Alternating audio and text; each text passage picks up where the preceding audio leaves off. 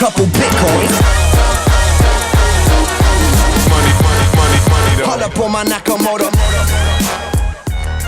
Hello, welcome everybody to Blockchain Dynamics, episode number 11. We're 11. Here. It's a beautiful day here in at the Air by Trial Radio Studios. Yes, in beautiful Bozeman, Montana. Yep, we got a little bit of smoke yesterday from these Canadian fires, but it's mostly cleared up today, so we're feeling good. And we've got a good show coming up today. We have a couple awesome guests, and also a pretty nice little slew of announcements, and well, we'll just be trying to keep up with what's been going on this week as usual. Yep, we wanted to start off with a really quick correction. Last week, we mentioned that BoostCoin was on the BTC exchange, but that was a bit of a mix-up. It was actually the BTC 38 exchange, which was why I was thinking, it's on this Chinese exchange, and then I was incorrect because BTC was Russian. Yep.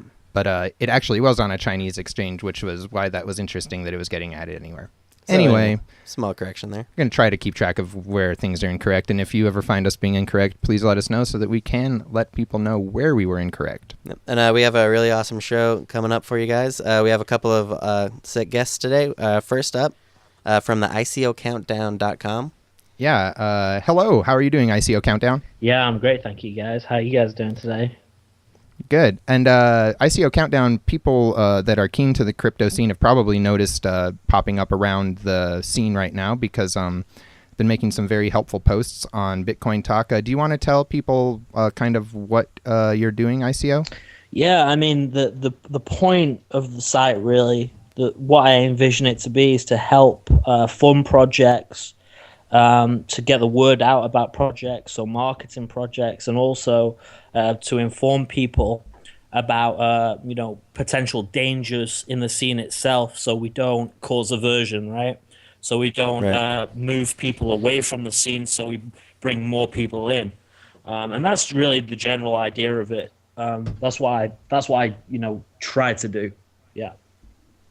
Yeah, and when we first saw this site, we were really excited because we have a really hard time keeping up with some of the older ICOs because a lot of times they can run for weeks or months or whatever. Right. And you just there's always new ones every week. Mm-hmm. And so to actually have a resource that keeps track of the more legitimate ones and actually tells us, when they're going to be launching and stuff is really useful. So, we're really happy to see this site. Right, because a big part of why this show exists, I think, and maybe, your site as well, is there seemed to be a large lack of facts in the crypto world. And right, in perspective. Yeah, so I think that yours does a good job of being non-biased, and we're going to strive to be just like that. Thank you. I appreciate it. And I really like your show, guys, so it's an honor to be on here.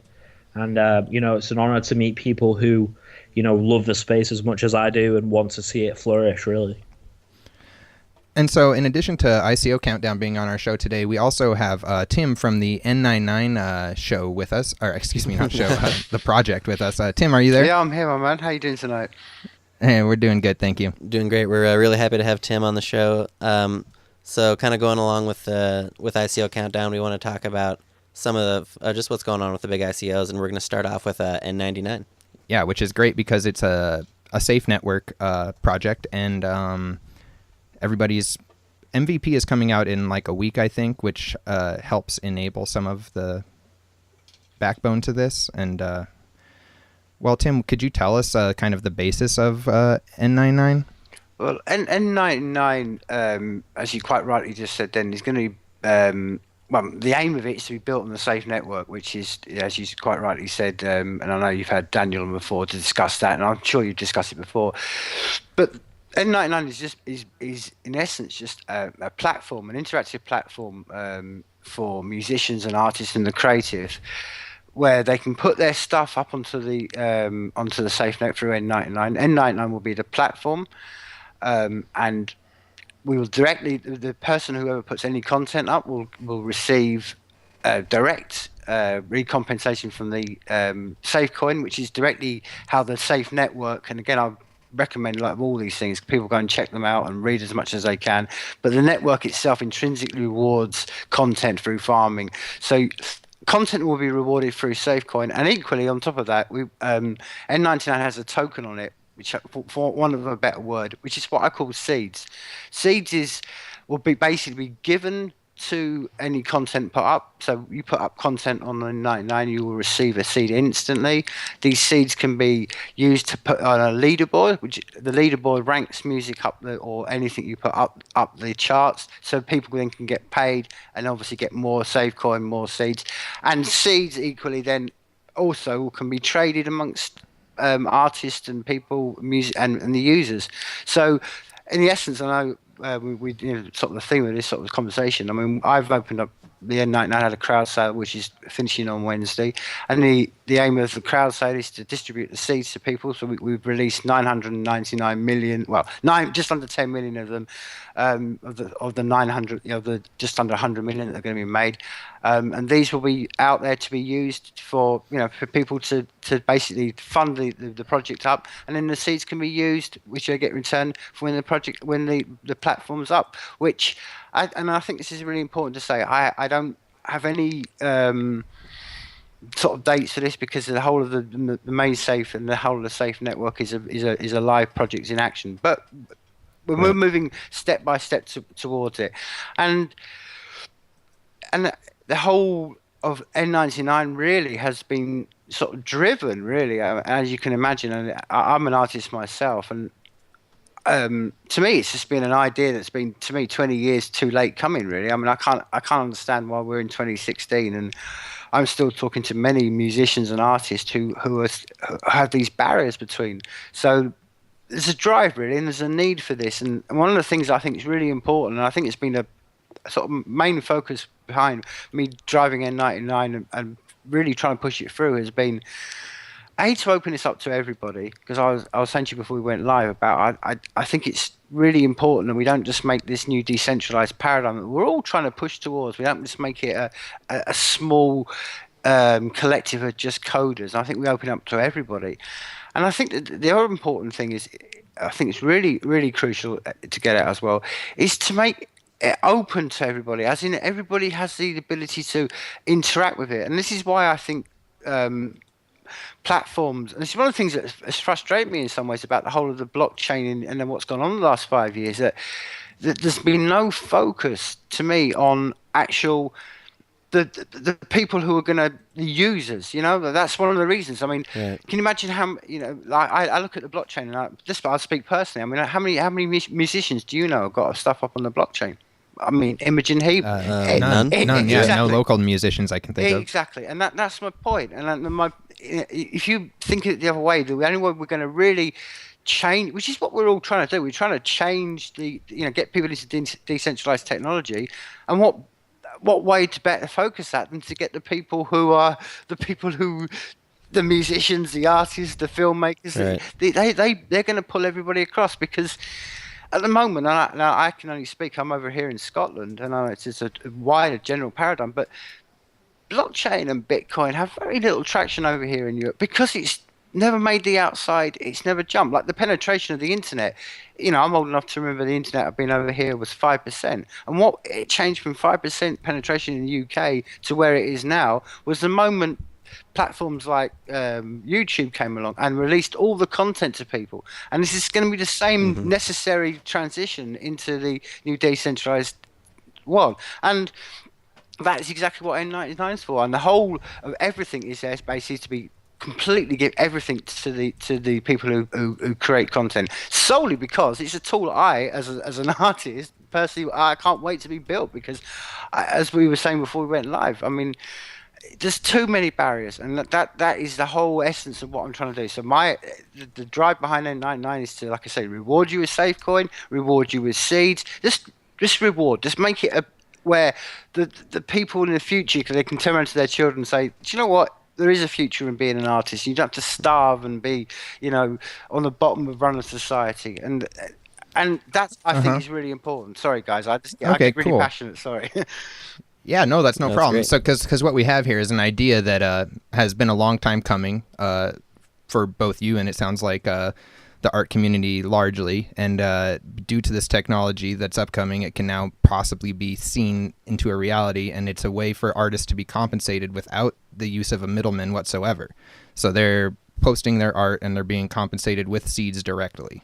And I also really like what you were saying about kind of a way to bring people outside into the blockchain.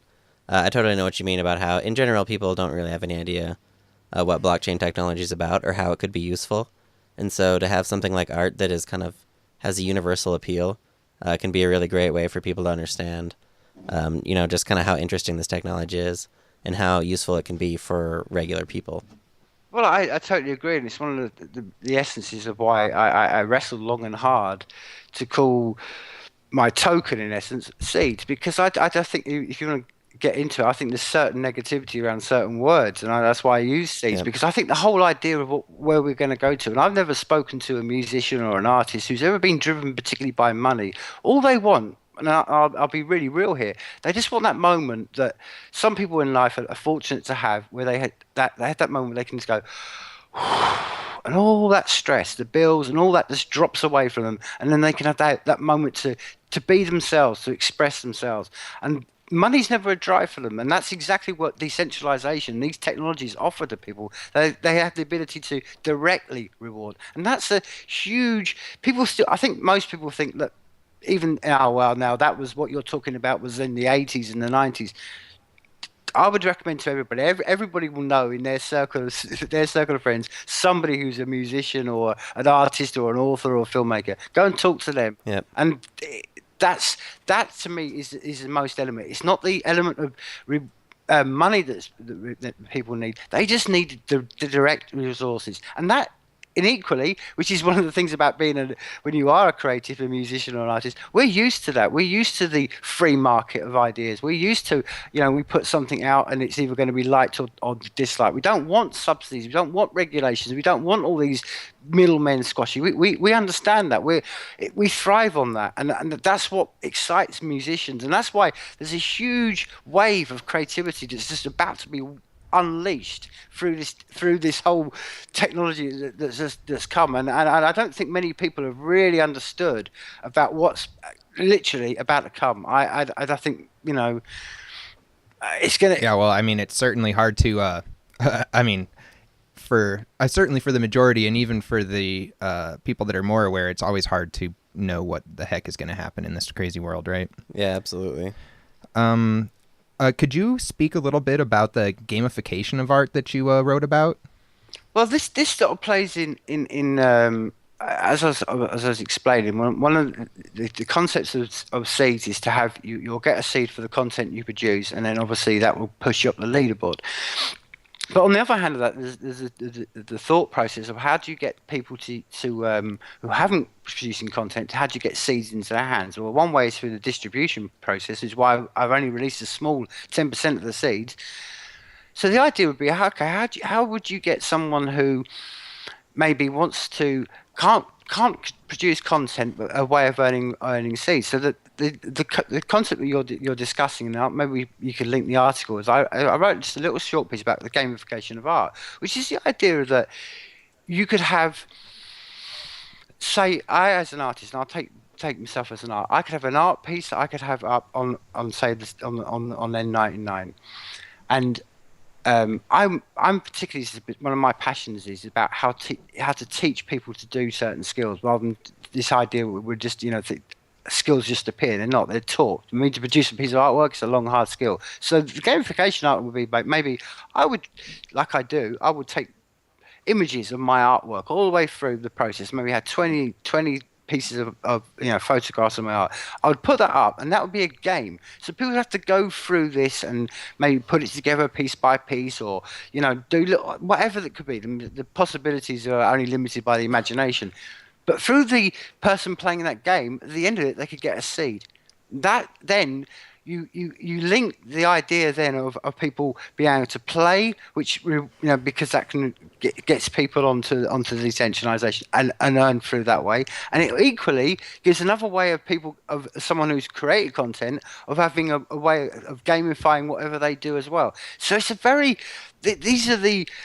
What I'm trying to say is, I mean, I don't like a lot of these things, and I'm sure you guys must find this on a daily basis. There's so many things that are the possibilities are, and I mean this in a very literal sense, are mind blowing. They're only limited by the imagination of what we can do, and it's just these things about linking everything together. And that was what I loved about the gamification, and what really got my mindset and was like, this is a really good way of people being able to play and earn at the same time, which then they can go and reward. And I think it was you that mentioned to me that this is already happening in some sort of platforms, that certain platforms are already doing this, and ways to discover art. So I just think it plays into what, if that's the question you're sort of trying to get to in a roundabout way, it's just a way of making everybody getting involved and feeling that. So instead of just sitting there and being a passive user, you can actually earn something by doing, by being that user of, No, I think it's really interesting. Part of me was wondering at the time when I was reading about it, I was like, but what do you think the difference would be between them?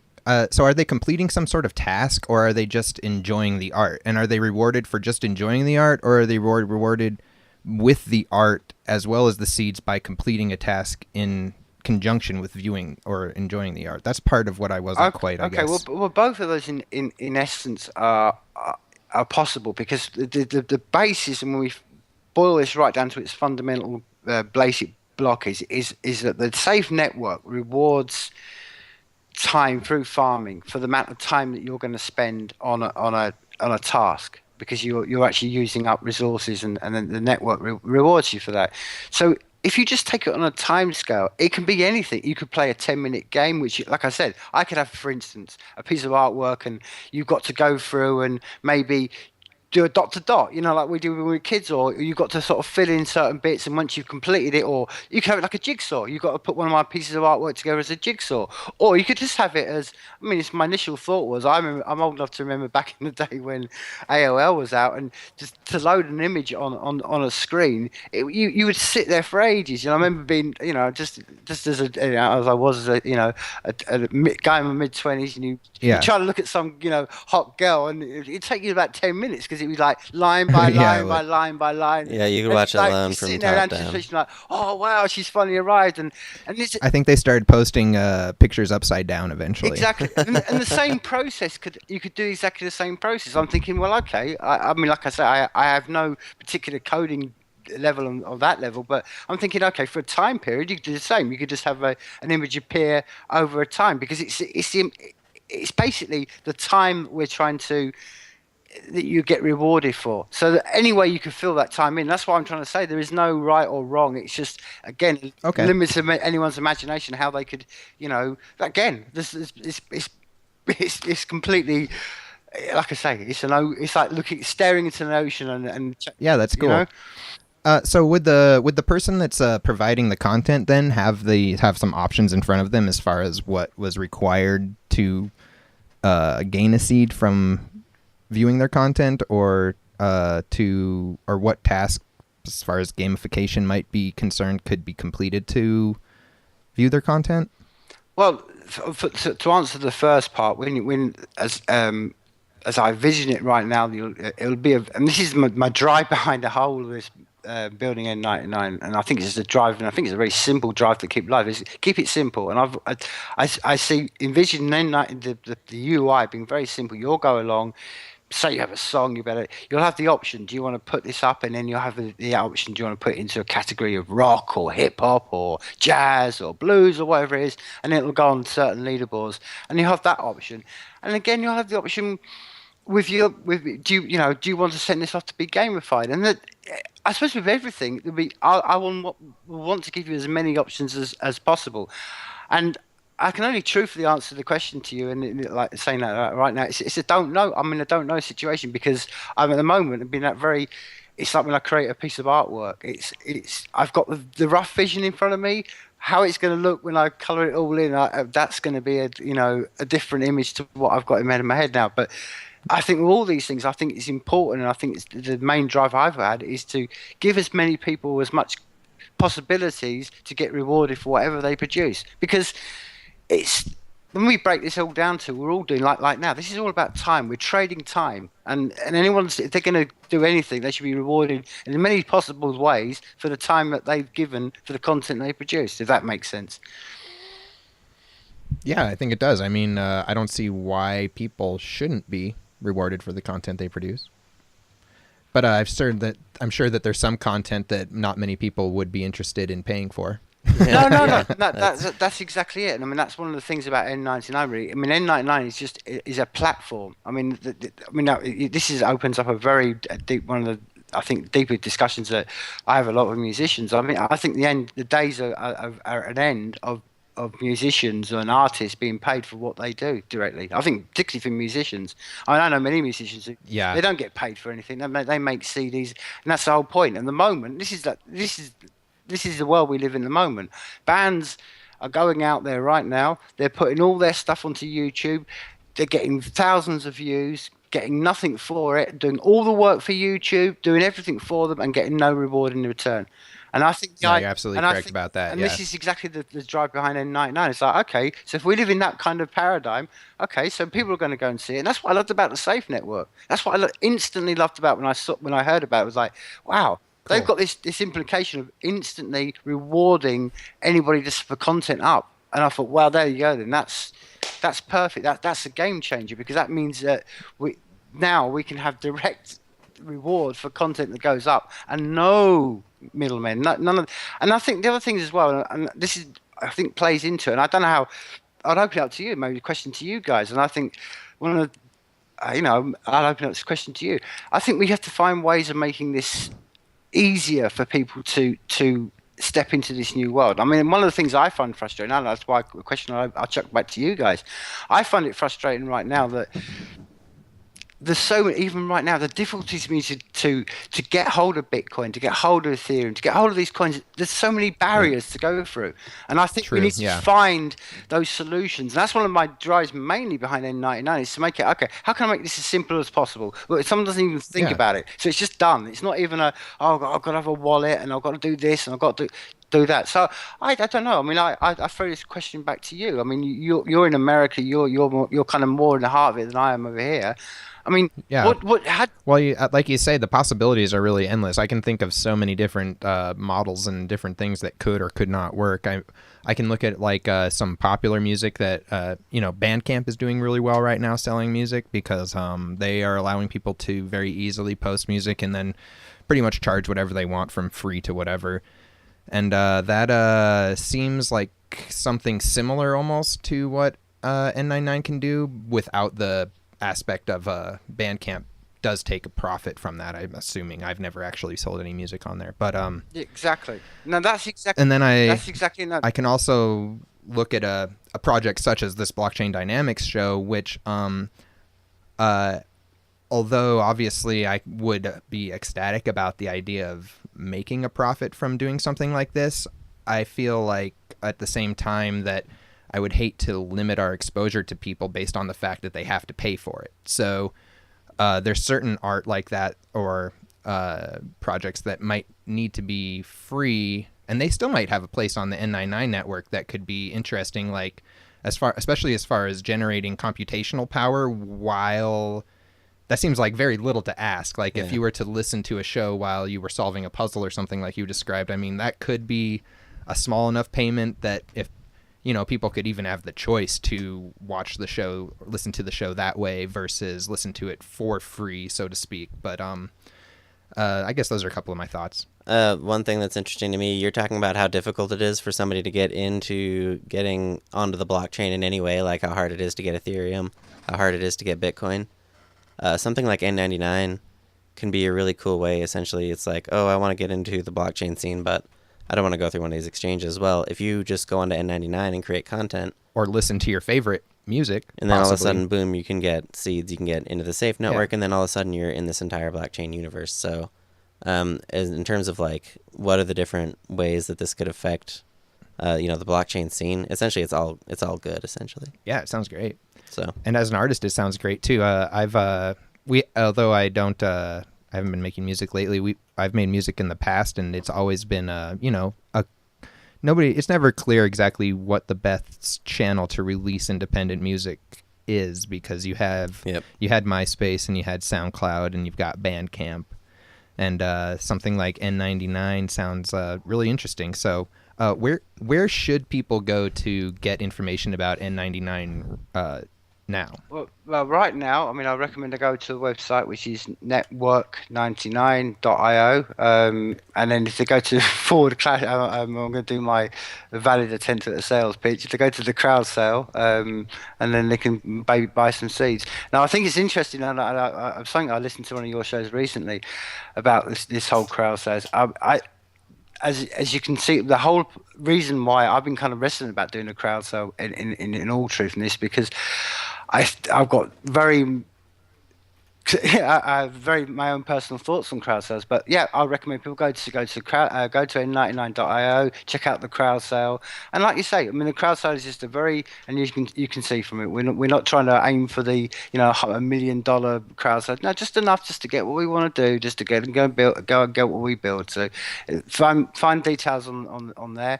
To sort of find any more, again, go to the SafeNet forum, which you can find safeforum.org, and there's I'm on there. You can follow the crowd on there, and there's a lot of details and stuff like that. And you can find me on Twitter and stuff, and just and if anyone, I like with anything like this, and I'm sure it's one of the things about this whole new paradigm we're trying to build is, please just come and contact me. I mean, this really is an open value network. I mean, I'm not as much as I have a vision myself. I'm always open to ideas and concepts, because I think the whole point is we need to have anything that's going to, like I keep trying to say, rewarding the artist, no middleman. I think that's the mantra that needs to be carried through.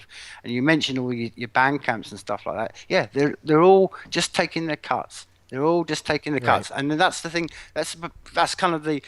People say to me, why do you call it N99? It's because it's the 99%. I want to basically go, there you go, you have everything. Nice. I don't want it, I've got no, like I say, truthfully as a human being, I have no desire to sit there and be a billionaire. I don't want the pressure of having £1 billion in my bank account. I just want to give everything to everybody, and that's exactly the whole point of it. Let's give, why anyone has to take? Why do we still have companies that are taking 30% and they sit in the shea cells on their islands and they haven't done anything for that? And then you got musicians that but that's got to change, and we've got to cut. No, you're right. I mean, and like you said, I mean, creativity has been obviously a massive force in humanity. So I honestly love your project. I mean, I'm excited about it. We don't give advice for investments, and we don't endorse specific projects, but it's super fun to hear about something that does relate to me personally. So thanks, man. Yeah, man, we really appreciate hearing from you. It's been really fun to hear about what you have going on, and we really hope people check it out. Well, can I before I go? Thank you, for you giving me the opportunity to talk about it, and I just want to personally say thank you to ICO Countdown. I mean, I said it before we went live, but he's done a great amount for me this week, and he flagged me up, and I just want to say a personal thank you to ICO while he's here. So thank you very much. No problem. No problem. Oh, no problem. And ICO as well, if you have anything to add, feel free to throw in. And Tim, if you feel like sticking around, there's more room for you as well. So yeah, I mean, I think that Tim, you've got a very interesting concept, because you're coming from it from a different dimension, right? You're coming from it from a completely different angle, and I think that's what the crypto community really needs, because a lot of the things that we create with regard to technology in the tune of finance and like service systems and stuff like that, really developing legacy systems. ICO Countdown, you're building up some feedback there, I think. Yep. Thought. There it goes. That sounds way better. All right, it's gone. Yeah, sorry about that. Yeah. No problem. I thought it might disappear for a second. I just waited too long. My bad. No. So you're coming from it from a very different direction, which I really appreciate. And I think that a lot of the time in cryptocurrency, we're focusing on financial services, building on legacy systems like banking institutions and stuff like that, right? So it's great to see someone coming at it from a completely different angle, and I feel like more people can get involved with that angle in terms of the artistic and the musical dimension of it. And I also feel like you've got a great community in the Safe network as well. I heard that the developer from Safe C-Cex, right, is helping you on developing the software, Tim, right? And he's a brilliant developer, so I think like stick with those guys, and he'll make your artistic vision come true. A lot of the time you don't really see that sort of vision come together between an artist and a developer, but potentially you could create something very beautiful with that. So I wish you all the best of luck, and I'm happy to, I did a lot of due diligence on that project, and I know that you're a strong guy in the Made Safe community, so I'm happy to list it, to be honest. Well, just on that one, I mean, I personally, and I've said this many times publicly, the first time I heard about what Daniel had done with the Safe Exchange, I actually said that was an epoch moment in us as a human civilization. The idea of having a live decentralized Safe Exchange, and yeah, I mean, and to say what you say there, to sort of reiterate what you're just saying there, ICO.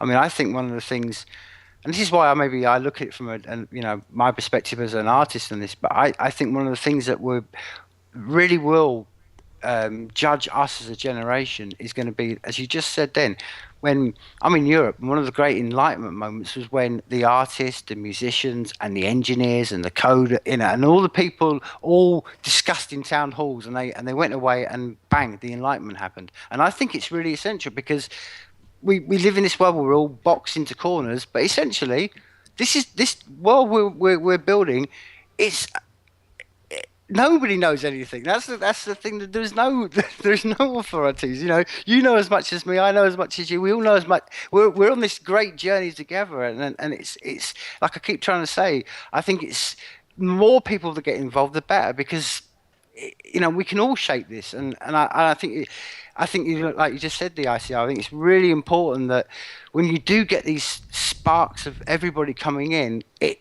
makes the whole community and the whole larger project. That's why we're all up at this time of night discussing, for not sitting at home watching American football, because it's having everybody involved, and I think that's really key. And that's why I say to everybody else, please go out and learn as much as you can and get involved, because we need everybody. We don't just need elitist groups. Yeah, it's like the technological Renaissance period.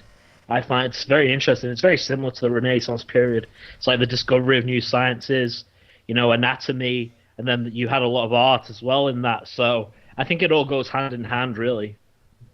Yeah. Sorry to cut you off. Yeah, that's a really cool perspective. I really like that that idea, kind of thinking about, creating a new Renaissance. That's awesome. Well, I'll go beyond that. I mean, I don't think it's about creating a new Renaissance. I think we're living in a new Renaissance, and I think this is one of the things. If you've gone back 500 years ago, people have gone, well, I don't know. We sometimes miss what is around us, and this is one of the things that. Look at us when we're in this early stage of having these podcasts and stuff like this. We're at these very early, just poking into the dark moments with a stick, but it's happening around us. And this is why I say to people, these are the greatest days to live in, because this is the very fact that we can all have this discussion and we can all shape this is something that 10, 15 years ago was a dream. And I'm old enough to remember that and thinking, wow, just have the conversation. Here I am. I'm from Scotland. I'm talking to two people in America about decentralization. Yeah. This is immense times we're living in. And I that's why I really urge people to grab hold of this moment and grab hold of it, because I say this from an edge of experience, because I'm from the generation 20 years ago, and we all thought we were going to change the world and we were going to do this, and then what do we all do? We all had kids, voted Tony Blair, we had the Gulf War, and and everything went to rub, and I refuse to let that happen again. And I think this is where we can all. It's really exciting times, and it's also crucial that we do it, because, as I said before, if we don't, human nature, let's be real, human nature will just turn, and we'll just be lazy, and we'll be sitting in 50 years' time, and it'll be like, oh, what happened? And that's why it excites me, and we've got, the carrot and the stick, and like you say, it's from every angle. And that's why I love coming on discussing this with you, because this is what I'm saying. This is great. I mean, look at us. We're talking from many different angles, but we're all wanting the same thing, and that's, to me, is absolutely amazing. And if that doesn't, it really is. Yeah. If that doesn't inspire any human being out there just to make them to go, do you know what?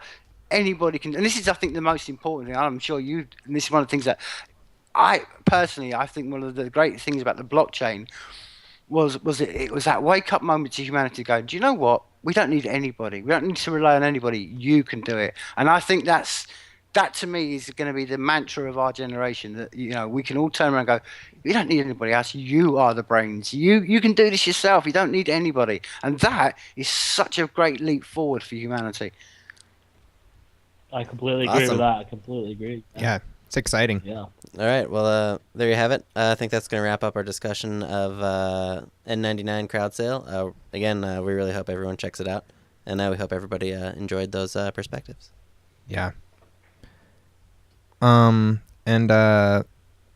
both guests are welcome to join us moving forward, and ICO Countdown might be wanting to tell us about some other crowd sale options that are out there as well this week, or different updates. Basically, we thought we'd reach out to him because we just thought what he was doing was so neat that it might mix well with what we were doing, so that we can better inform people, and he can also get his website to you.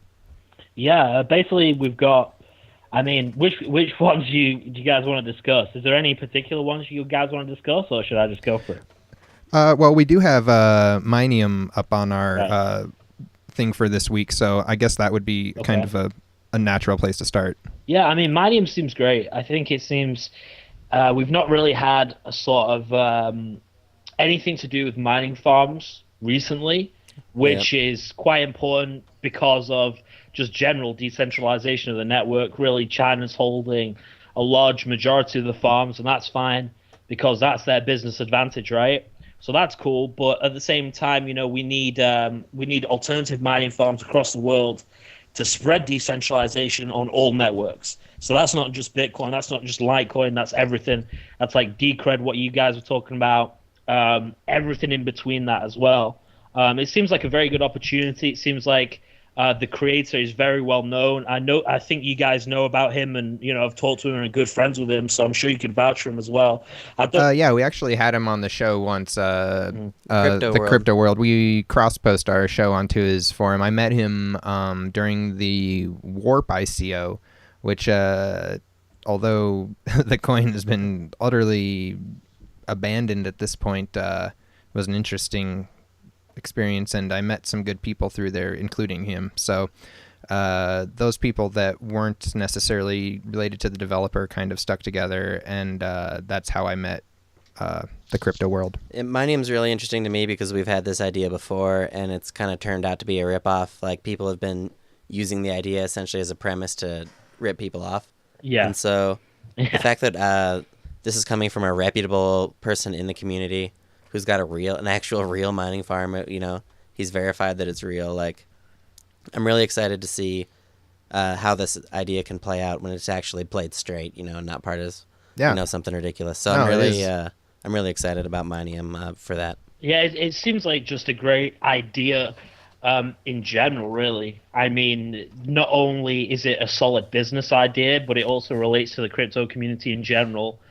So they could build, you know, a decent business from that and go forward. I've spoke to him personally. I've provided some sort of mathematics on how the business will work on the forums on Bitcoin Talk. He's expressed that to me. I've done all the work and the calculations in terms of the electricity cost and the actual mining rigs themselves and the cost of that, and then also the upscaling costs and how, you know, will the electricity change. And it seems, you know, running the maths on what he's given me, it seems like a relatively good business model with around, I believe it's around, a 100 to 150% increase, really, if they can sort of upscale it. So that's, I mean, from all my research, it seems quite sound, and it seems like the guy is known and reputable as well. So from that area, and I think it's a great idea as well.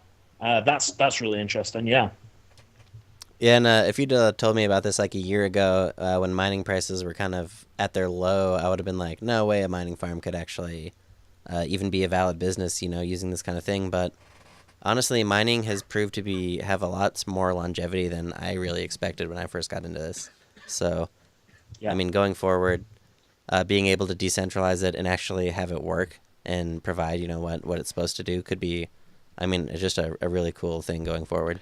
Just to play like the devil's advocate a little bit, I always feel as though with a mining farm, how I feel, I don't know if it's just my ego, of course, but you always feel like you might be able to make the best mining decisions, or leaving those decisions up to somebody else might not be always to your advantage. Yeah. In a way that with a mining farm, I wonder if my money would increase quicker if I were to use it to invest in hash myself directly. Who knows? Right. Just trying to. But part of the advantage there is that he's got so much cheaper power. So that's a huge. Yeah, but it sounded like ours was pretty cheap too. Yeah, that's true. But what's ours at, Brando? But we pay 11 cents per kilowatt hour. So I know that's cheaper than a lot of people. But if you're somebody, I know, in a lot of regions it goes up 20, 25 cents a kilowatt hour. So if you're at that position and you want to have a miner that you can control or whatever, then maybe it's a good idea. But I'm not sure. Do you know if Mineum?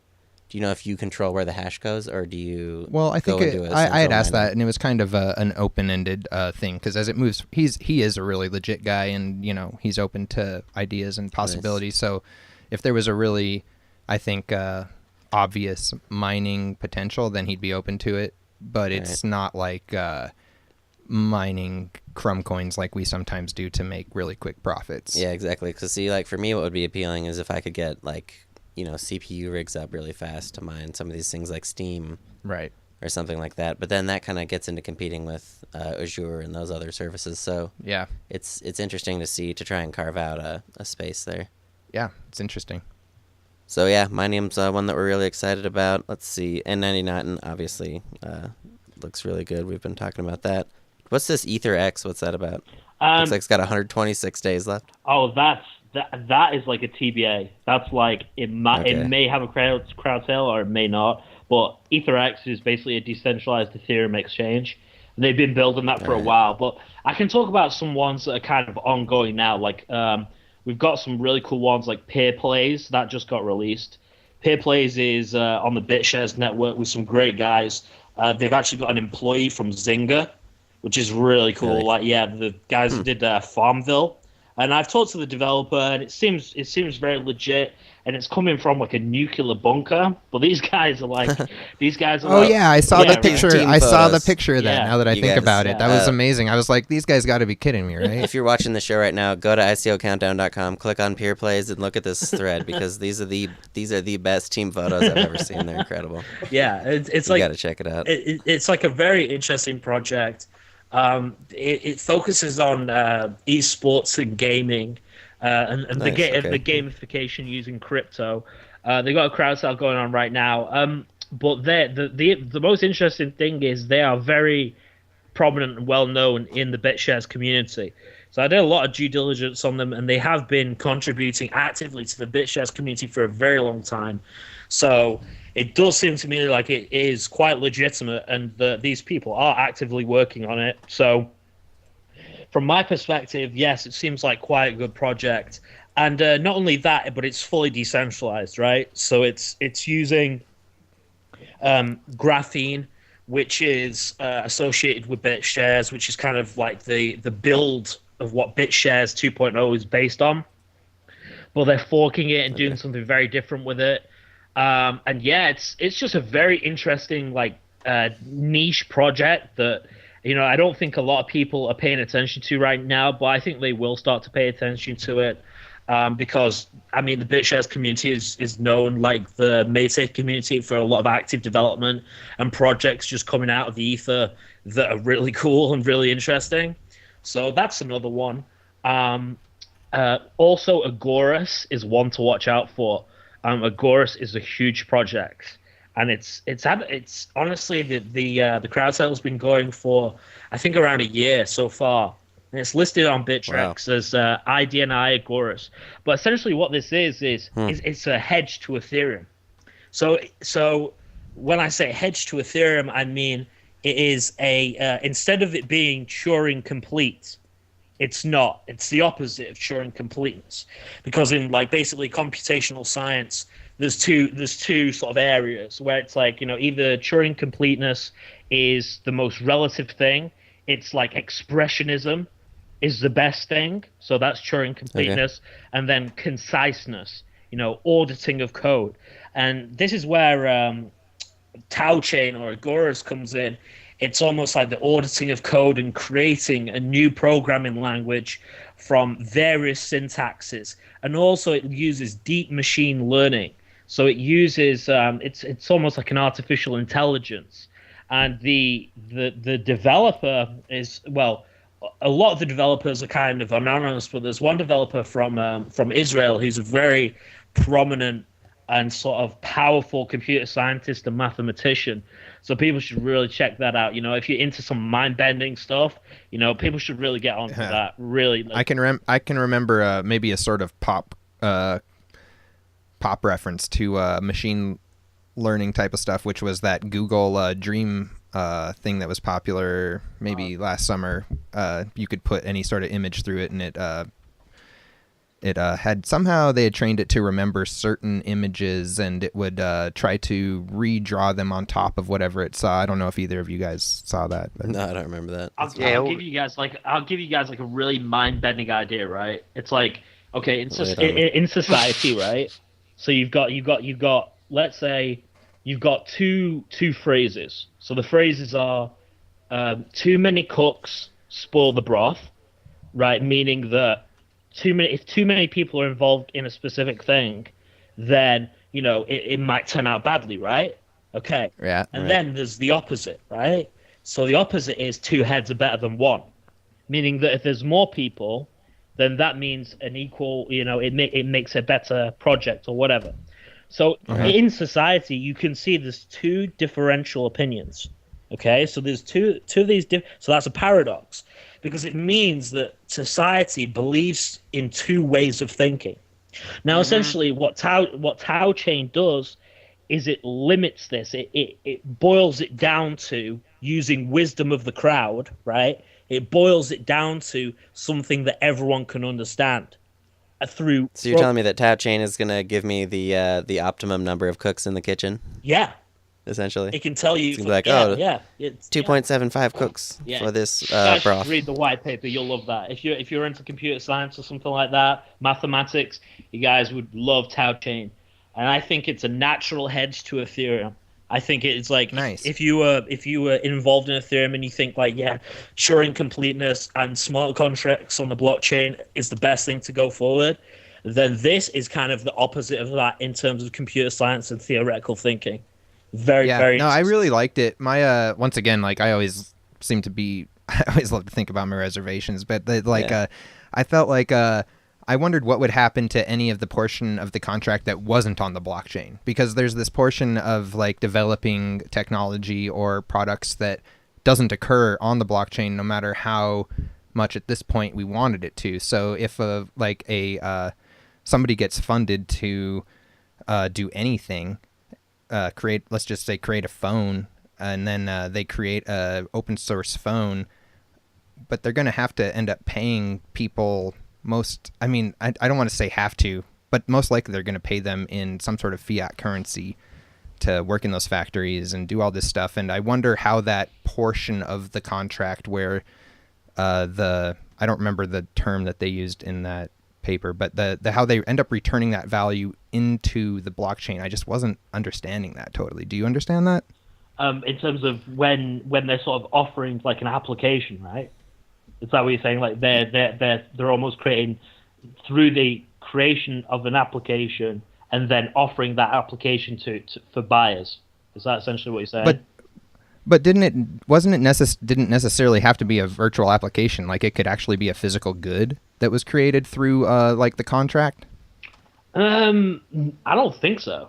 No. Oh, okay. Okay. I think essentially what this, because again we can speak about like a decentralized application store. I think like with physical projects, this is why asset backing in cryptocurrency has never worked, because you're on a free market, right? Yeah. So if you have, if you're backing an asset with something, you always have to have it in a reserve. So even if you're trading an asset or something like that, you can never really be even sure that the asset is there to begin with, right? So almost like you can't really do that unless we have a sort of prerogative as to how to mark assets, but the assets are in the real world, so you can't really see them, right? Like it's like Schrodinger's cat, right? The cat could be exactly. dead, or it could be alive. Like who knows? You know what I mean? Right. But like, so the asset could be there, or it could not be, and that's the end of the game at that point, right? It's Yeah, like because then we're just back into the same situation that we're in already. Yeah, exactly. So I don't think I think it's more alluding to the idea of creating products with this programming language and then selling them through the system itself, right? And so they're going to be offering like financial services in the future. But right now, I'm in their IRC. And honestly, some of the stuff they're discussing with regard to computer science and like mathematics is like some of the craziest stuff I've ever heard of, and it's mind blowing. It's Nice. mind blowing. If you're really into like the fringe technology, this is fringe technology. Crypto's fringe technology as it is. But if you're really into the fringe technology, this is the project for you. Check out Agoras. Nice. That's awesome. This is it. So I gotta ask you, PeerPlays and Agoras and N99, probably the interesting maybe crowd sales to look at this week. Are there any crowd sales that you're just like completely skeptical of at this point? Oh man, there's tons I'm skeptical of. Aside from most of them. The like if it doesn't, okay, here's my idea. If it doesn't get listed on my site or it gets delisted, I'm skeptical of it. Like that's the process, right? Like that's my inherent process, and I maybe that's unfair to some projects, but I do due diligence on all of them. Like I've got to be. No, that's okay. I mean, it's not your responsibility to always be correct about them either. I mean, that's that's impossible. Well, that's I try to, and that's of course. We all do. Yeah, but all the I mean, it's like we could go through an example right now, and I could break down exactly why I haven't added that project. Is there any projects? We actually have a couple good ones coming up on these new posts this week. There's been some good ones, good in the sense of terrible ICOs. Some good examples of bad IPOs. Right. Yeah. I mean, we can go through. Maybe we should. Yeah, I think it's time. Let's do some new posts. One of these first ones is called Penny Snap. Yep. Penny Snap was announced this week. This is just like. Just seems like Ponzi scheme, the coin. It's one of these guaranteed value coins, so people have to watch out for that no matter what. If they haven't seen it before, then they'll see it now. Nobody can guarantee a price on anything. If people say you are going to get an X return on something, right, on a free market, like they are incorrect. And it is a scam. Yeah. Okay? Yep. Like it is. Like there is no, like you cannot peg something on a free market. Why? Because it can go up or below the value on that free market. It's impossible. It's like it's impossible. It doesn't work. And like, who's the person who's going to enforce that price on the market? Are they going to put the buy wall there? Yeah, right. So we love these coins that just make these absurd claims, and it's like we've got the whole world figured out, and it's here for you on fucking Bitcoin Talk. And like we've talked about before, we see them come in waves in Bitcoin Talk, normally centered around legit ICOs. They'll pop up because when that sort of feeling gets going through people psychologically, they prey on the weak, essentially. Yeah. So don't fall into that type of mentality. Right. Mm-hmm. Yeah, completely. The next one that we saw was Gothic Coin, which is actually a proof of work coin. Gothic Coin. It's got some really nice clip art type graphics here. I think this was like 95% pre-mine or something. Really, really high class operation here. Yep, the initial. Oh wow, that supply is huge. I didn't even see that before. Yeah, but if you look, the pre-mine is 331 million coins, so it's like almost the entire supply essentially. Have they got any features? No, nothing planned. Just a blank coin. No, just another blockchain. Nothing interesting to see here. And so, like when we looked at our stats on show number 10, we find that these coins generally, at very best, get listed and then zero sat. Yeah, zero satoshi. Yep. So we're not interested in Gothic Coin really. The next one that was listed was Mineum, which we spoke about a little bit already. Yeah, I mean, you should definitely check out this thread. And yeah, at least go learn about it. Basically, it's a mining farm in Canada that you can profit share with. And so they're providing a pretty interesting opportunity to people that maybe don't have cheap electricity or the time to concentrate on mining. It's pretty great. So, yep, there's Mineum. Next up on our list is Palcoin. And this is one of those, this looks just like all these script coins we saw last week. Like, here's a script coin, it's PalPos, and it's got an 8% pre-mine, like, and, you know, newbie poster. Mm-hmm. So I really, I don't know about this one. It's interesting that there's so many posts coming out at this point in time, though, right? Once again, like, I think that it just indicates the extra volume on, you know, Bitcoin's steady price as it goes up, and Ethereum now as well seems to be an indicator. I think whoever is making these coins must make enough money on like the 1 in 10 that gets listed for it to like be worth compiling all these wallets and for sure, man. Well, making all these posts. And another thing we've talked about in like a global economy sense is that for some people, like, imagine if you only needed $20 a month. Right? Yeah. Mm-hmm. Bam.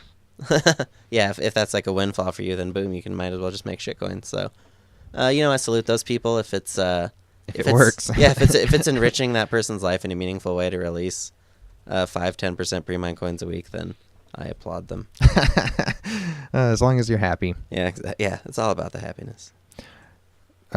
This is a non-official announcement for Cludcoin, so it's just a non-official announcement.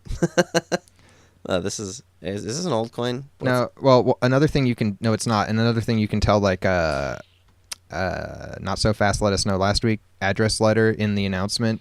Sure, sign of wallet builders. So it's a right? wallet builders. Nice. Yeah. Way to tie in that info. Yep. I really like the name Cludcoin though. That's just like it's really harsh on your tongue. It's real nice. And then the next posted one was PeerPlays.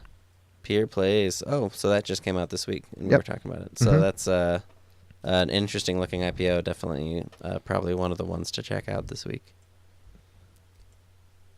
And there's a lot of info on that thread. Do they have an actual website? Let me try to find that address. Looking at PeerPlays. Oh, yep.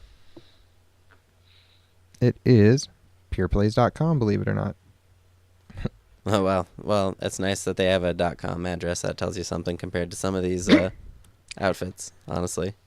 I like that they have the Millennium Falcon in their splash video. Nice. They have a really, like, a cheap 3D Millennium Falcon. That's always a good sign.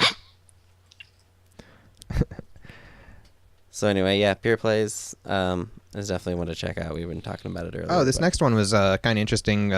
Not so fast jumped on it, which once again, I always notice when he comments. So what this was supposed to be kind of like a social network for cryptocurrency. The coin is called Corner. Oh, right. Twitter seems to work pretty well for this, but I don't know. I like the idea.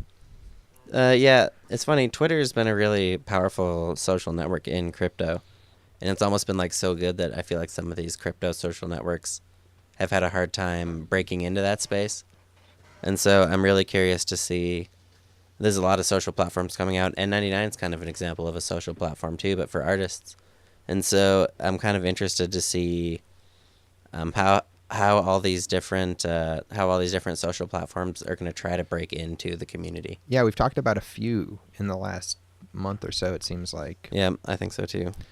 And it does seem like a natural progression, too, as a way to, speak to more people, because people are used to that sort of social networking aspect by now of technology, everybody's parents are using it, blah-de-blah. Everyone's used to typing and checking for comments at the bottom of the webpage or whatever. People are kind of used to being integrated in that way. But so, Corner's an interesting announcement, but I don't really see what else there is to it at this point. Like, Corner looks interesting. What can I do about it right now? It doesn't look like there's much you can do about it right now. I'm sorry, what was that? It definitely needs more information on, like, how will this be created? Like, what is your vision for getting users, right? Because, like, in all social media, like, the user base is the entire thing. Like, if you've got no users, like, that is, there's no point in even doing it, right? Like, I agree that we should have more cryptographically secure social platforms. And I'm not being derogatory towards the project in any way, but what I am saying is, your business model really has to be concise in actually understanding how and why a social network works in the first place. Like, the reason Facebook works is because they've got a lot of users. The reason why Twitter works is because they've got a lot of users. Now, if you don't have a lot of users, you're pretty much out of the game, right? Yep. Yeah, and they definitely don't have a lot of information. It's as far as they even post themselves, it's an upcoming ICO, so that's not really much going on at this point, more than an idea. And we see this type of stuff all the time on Bitcoin Talk. Thousands of ideas. It seems like sometimes it's almost just like a sort of a firing board for some type of people, but that's kind of what this show is fun for too, is we get to cover all these crazy announcements. Yeah, and we're always, especially on new coins, we're always really skeptical. So, if we're being needlessly harsh on something, we always invite people from the community or whatever to come talk about the coins. So absolutely. If you're the corner developer, hit us up. They are saying though, So anyway, the developer is legitimate, right? A lot of people are saying that he's like a long-standing developer. So that I'll take a look at that. I'll take a look at that. Nice, yeah. Phenomenal. And that's one of the biggest indicators, honestly. If you can actually identify the developer and know that they have a good reputation and a strong history in crypto, that's a huge green flag for me. Yeah. I mean, lots of times that's not going to happen, obviously. BitChips was our next one. And this one, this is an example of a coin that we won't, man, I guess it's a gamble is what it comes down to. Like, we oftentimes see coins that are very much just a gamble. And that's kind of an aspect of what goes on Bitcoin Talk, I guess. And also on YoBit nowadays, and other exchanges to a certain extent still, but not as much as... This coin is funny because it has the most ridiculous parameters I've ever seen. BitChips has 21 trillion total POW coins. So compared to, usually a billion is considered to be a lot. So they're at 21 trillion, so... I wonder, what would one Satoshi market cap be? I can't even think of it. It'd be like thousands and thousands of it. It'd be like the next Ethereum at one Satoshi market cap, dude. It would be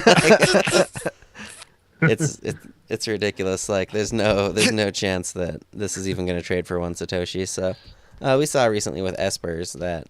a Litoshi market's the real thing. Yeah, but I think this has so many coins that even a Litoshi market wouldn't work. I mean, it's ridiculous specs. It couldn't possibly work. Like, the only other spot to go at that. How would it work on an exchange, right? Like, exactly.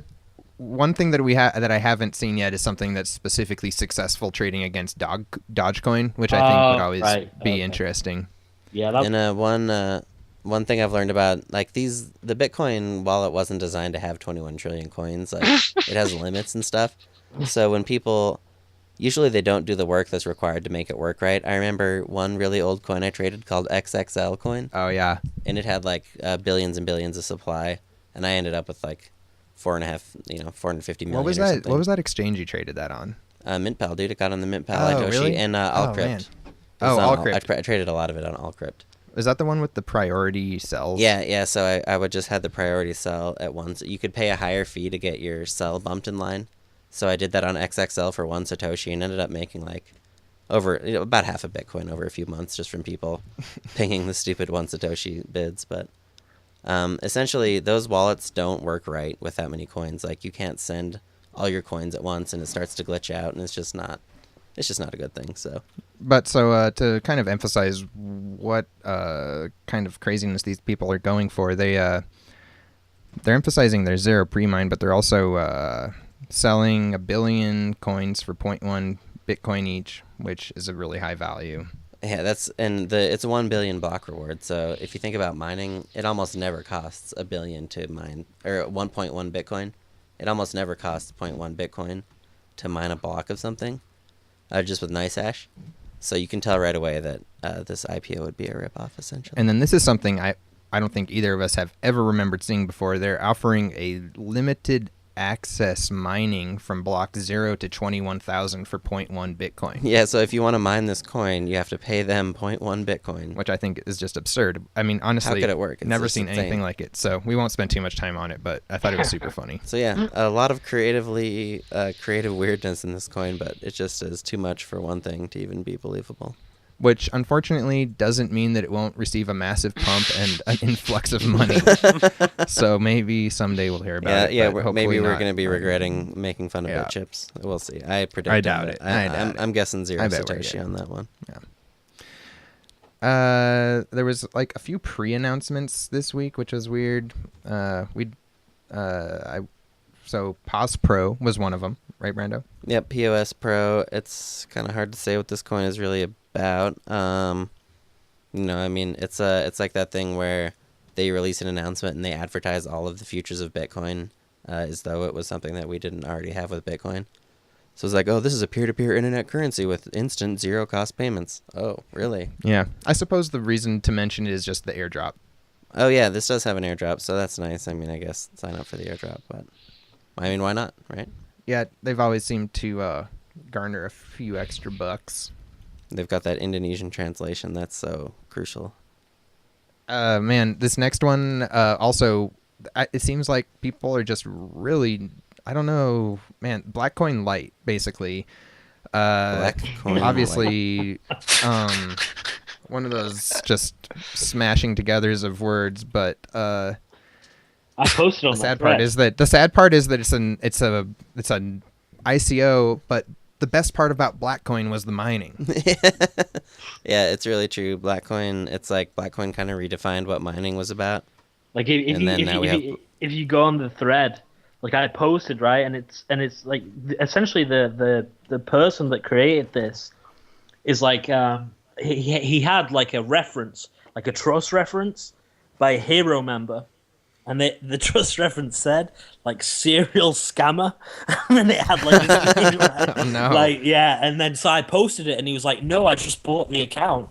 And I was like, oh, okay. God, that's as if that's any better. I was like, oh, come on. Yeah. Dude, like, What's the going price rate for a Bitcoin account with negative trust these days? yeah, but that's what made it so Please. ridiculous, right? That's what made it so... Because it's like you wouldn't even buy it in the first place. Like, oh, man.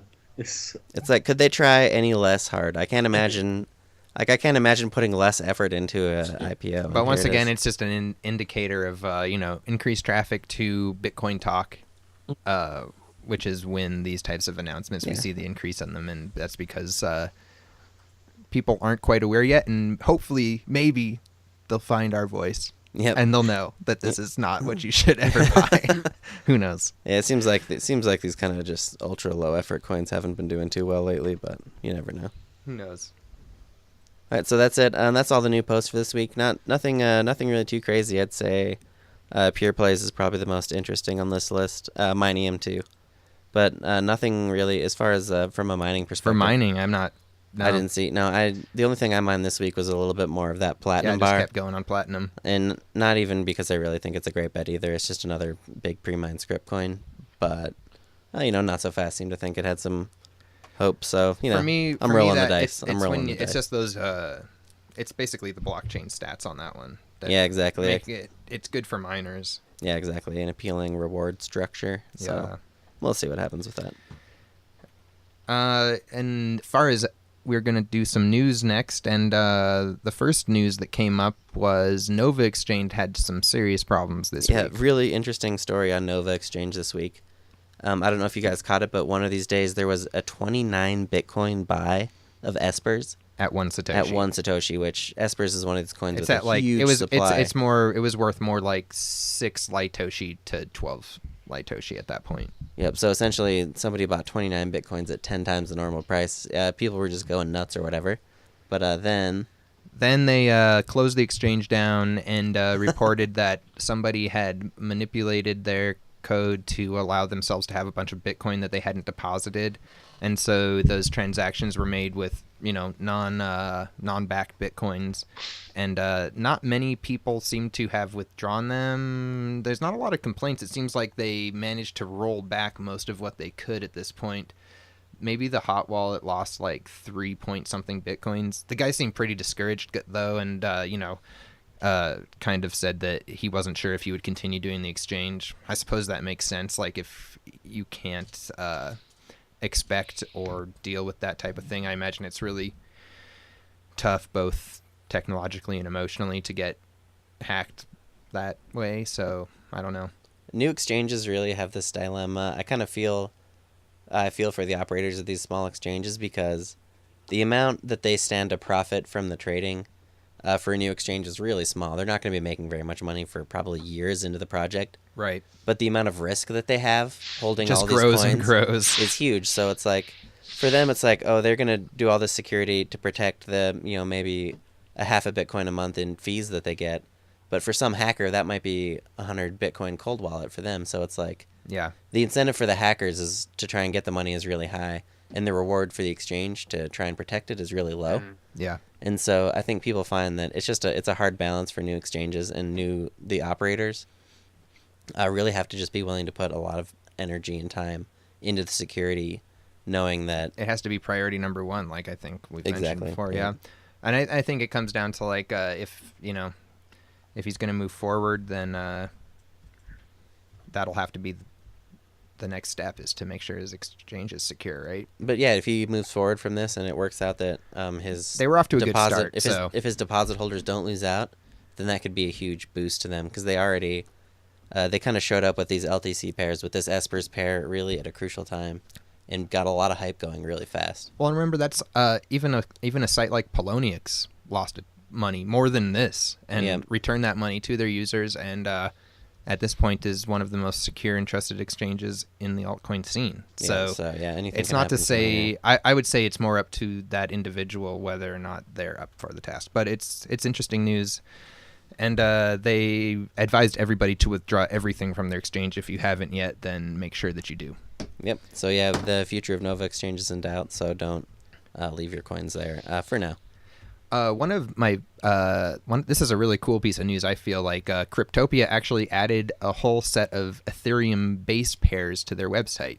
I'm really excited about this. I've been kind of harping on this for the past few weeks. Yeah, you've been excited to this type of thing. Come on, guys, where's my ETH base pairs? I don't want to trade Litecoin base pairs. So yeah, I was really happy when I saw this move out of Cryptopia. I did send a little bit of ETH over there, so I'm going to be messing around on those markets. I'm not anticipating a lot of volume. Right. Cryptopia is one of those small exchanges that's in that place where, like, they're kind of doing everything right, but they're also just there. And for them to really get very low key. For them to get a huge spike in volume, it's probably going to come down to another exchange failing or something, or maybe just the market blowing up in general in a big way. Or time. So I really like the Cryptopia exchange, and I'm looking forward to messing around with these ETH base pairs, and we'll see kind of where it goes from there, I guess. I definitely don't know of another exchange right now that has that many, that has ETH base, especially that. I mean, there's quite a few. What was the total?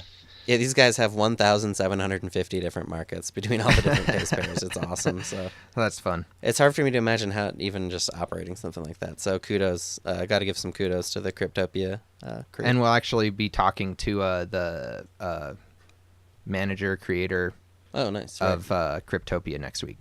So yeah, so sweet. That'll be awesome. Fun. And what else we got, Brando? Let's see, just kind of market news this week. There was a big pump on EXE coin this week on Poloniex. I don't know if you saw that, but this pump reminds me almost more of a Yobit pump than a Poloniex pump. It was like, a week ago it was chilling at like 1,000 Satoshi. By a couple days ago, it's up to 13,000, so 13x rise in a few days. And then 2 days later, it's already down to less than 50% of that. So this really reminds me more of something. Oh wow, yeah, man, I pulled it up. Yep, the volume's been huge. At the peak of it, hundreds, thousands of bitcoins per day or whatever. But obviously, a lot of that is spoofed. But so yeah, the XE coin pump, honestly, not too exciting as far as 772 bitcoins. But man, if you had EXE coin, you probably obviously are going to be really happy. But other than that, I don't remember a lot about that one. I vaguely remember it. One of those same ones. Yeah, it's just out there. It's just a coin as far as I know. There might be something cool there that I'm not aware of, but I don't know. Let's see. We had a feather coin pump on Bittrex. Have you been aware of that? Only from you. Nice. There's like Feathercoin is a really old, like a 2013 era coin, and for some reason it's pumping on Bittrex. I think it's been approaching new highs lately, so that'll be fun to see. Steam on Bittrex, Steam and Safe Exchange Coin are both down a little bit this week. Oh yeah. Seems like most coins are either kind of flat or just holding their ground this week. Yeah, I mean, I know that you don't necessarily think that Bitcoin's price presses too hard on these alts, but I'm starting to feel the opposite is like, as people start anticipating this rise so hard, it's like nobody wants to get left behind on a giant Bitcoin rise. Right. What if It's totally possible that people are moving money to the margin trading on Bitcoin. I could totally see. But you're not there yet. But no, my money's still on the alt exchanges for now. We'll see what happens. Nothing really crazy on Yobit this week. Dubai Coin probably would be the biggest story there. They're just still just steady, continuing to rise. So it's hard for me to know. Like, I wanted to buy back into Dubai Coin, but it's too. I can't find the timing. Yeah. I mean, that's kind of what just exactly what you're saying about the market in general with altcoins. I think like. There's quite a few coins that I feel like are still having strong futures right now, but it's hard to find that spot because it really could continue to go down as far as their value compared to Bitcoin. Right, and like my experience has been that when Bitcoin spikes, the excitement in altcoins comes, a space of months later. Right. So if there's something really big going on with Bitcoin, potentially, we could see the altcoin markets be relatively quiet for a good amount of time going into the future. And a lot of it depends on Ethereum too. Oh, and speaking of something big, we'd be remiss if we didn't mention the Craig Wright news, right? Oh yeah, this big news about Craig Wright. Did you guys hear about this? This guy claiming to be everybody heard about it. Yeah. This idiot claiming to be the founder. He got on like BBC and Guardian and all these other big websites. Is like, oh, we found the founder of Bitcoin again. The first Wrong again. The first place I heard about it was from a friend who is only like vaguely acquainted with Bitcoin or what Brandon and I do, and he texted me that thing, and I was like, I don't know, man. Like, a lot of people have claimed to be this guy in the past. I don't think this is him either. And he's like, I don't know. BBC's always pretty reliable, right? Yeah, I was like, oh my god, dude. Yep. So obviously turned out to be wrong, and it's funny. This guy's apparently like a kind of a serial huckster, but so it's funny that these news organizations just bought it right up. Yeah, they loved it. Yeah, but whatever. Did you guys see Gavin Andrews? And he was like, he vouched for him, and I was he signed off on it. I was like, and like the thing is, right, the whole concept of like, okay, Satoshi Nakamoto, and like, okay, so you create the first, a decentralized financial system, okay, and then you open source everything. And then you use like cryptographic methods to like prove yourself. So then the opposite of that is kind of like using business centralized NDA agreements, centralizing all the proof and not making sure anyone knows about anything, right? It just seemed completely off for me. Like, I just didn't understand like what the relationship was and like why that was even a thing or Oh yeah, exactly. I mean, it's clear to me that if anybody who was Satoshi wanted to prove that they would just do it. It'd be so easy. It would be so obvious. It'd be so in your face. So if you don't want to do it, then don't do it. But whatever. Yeah, but so they fell for it, and that's funny. So good for Craig Wright, I guess, for tricking these guys for one day or something. But yeah. And then the other story is like apparently he got raided by the feds for some other shit. So we like to do a vocal warm up before the show. We go Satoshi Nakamoto ate a hot tomato. Yep, that's our CryptoCoin voice warm-up. So anyway, there you have it. That's your crypto news this week. Just really exciting stuff. Kind of, we're in a bit of a holding pattern, I feel like, in terms of a lot of things. So it's just kind of important to watch the big stuff going down. And what do you guys think of the DAO?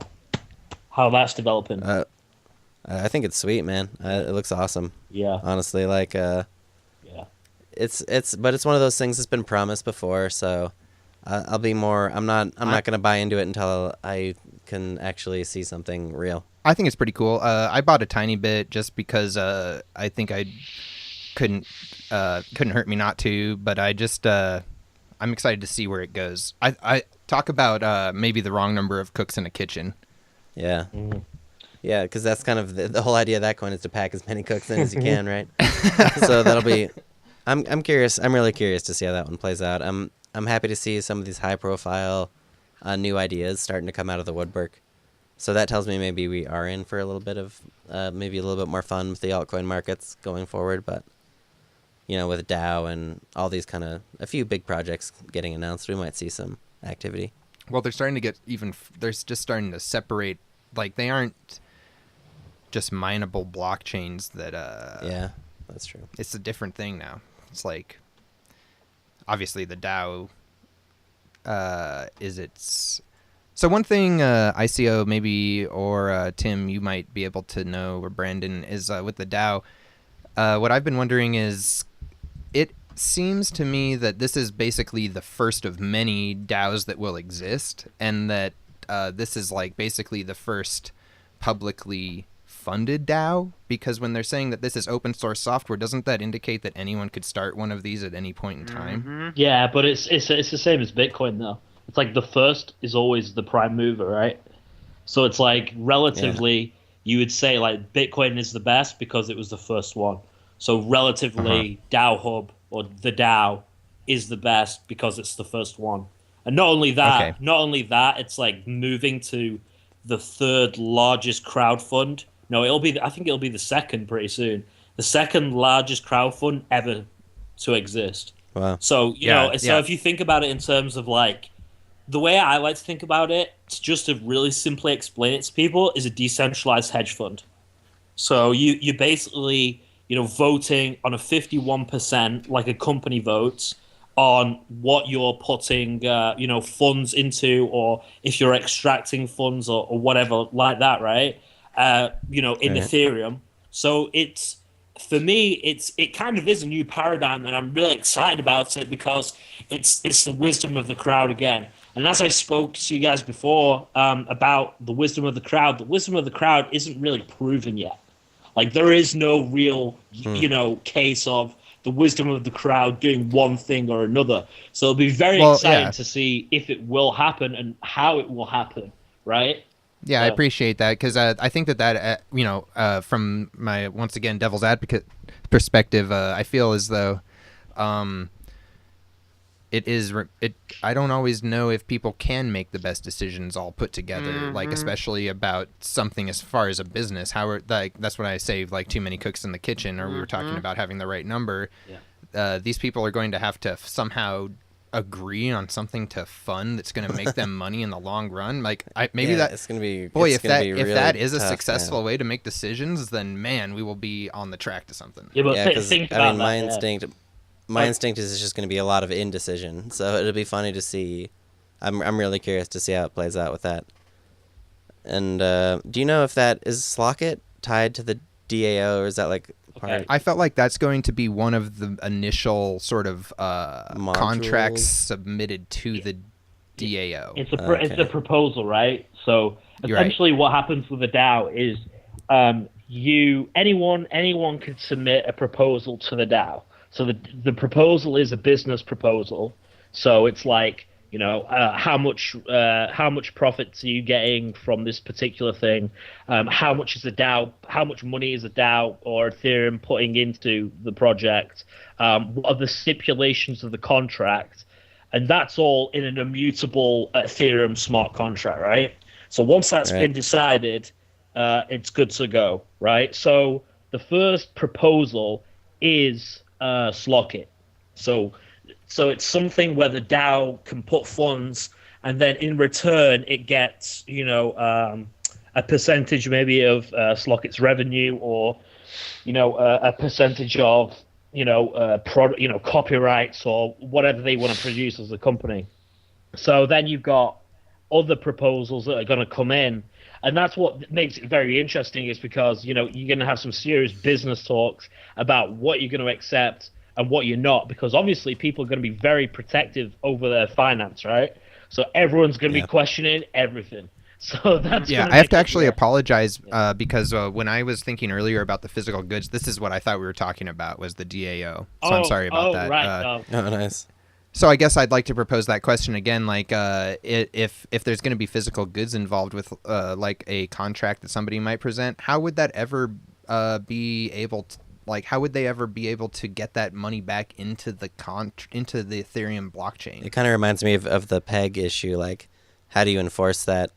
How do you enforce that contract outside of the blockchain? I would have to say that I don't know, because obviously this is cross borders again, right? So you're dealing with Yeah, multiple exactly. territories, multiple laws, multiple everything. What I can say is here's the theoretical concept of how it will work for me.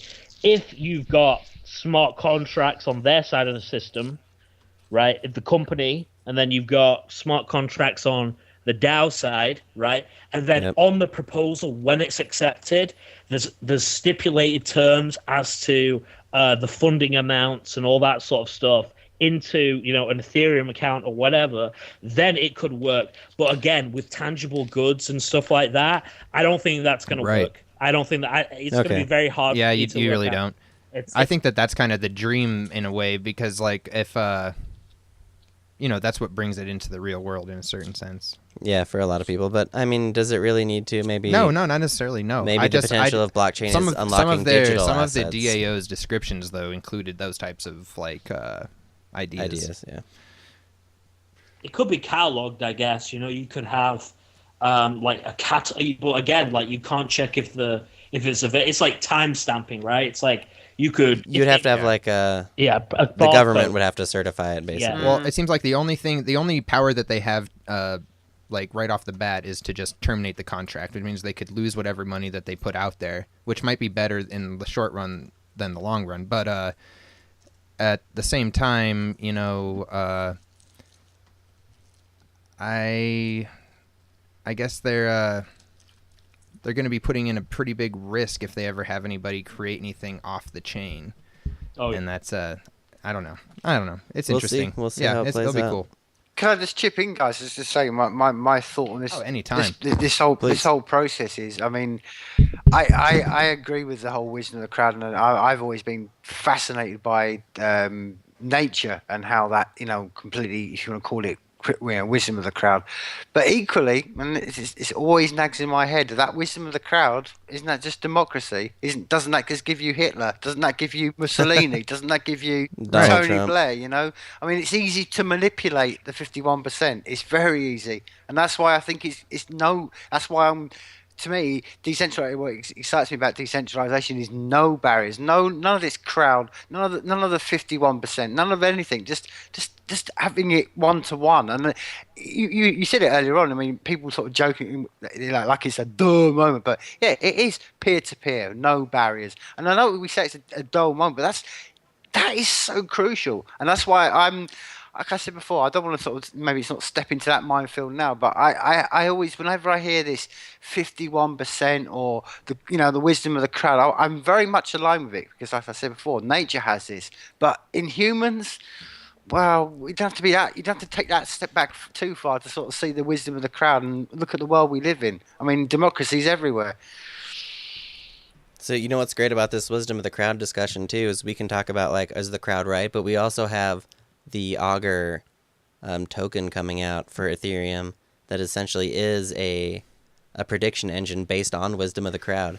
Yeah. And so essentially we'll be able to look at Augur and how well that works, and it'll essentially answer this question for us of in terms of contemporary issues, how right is the 51%.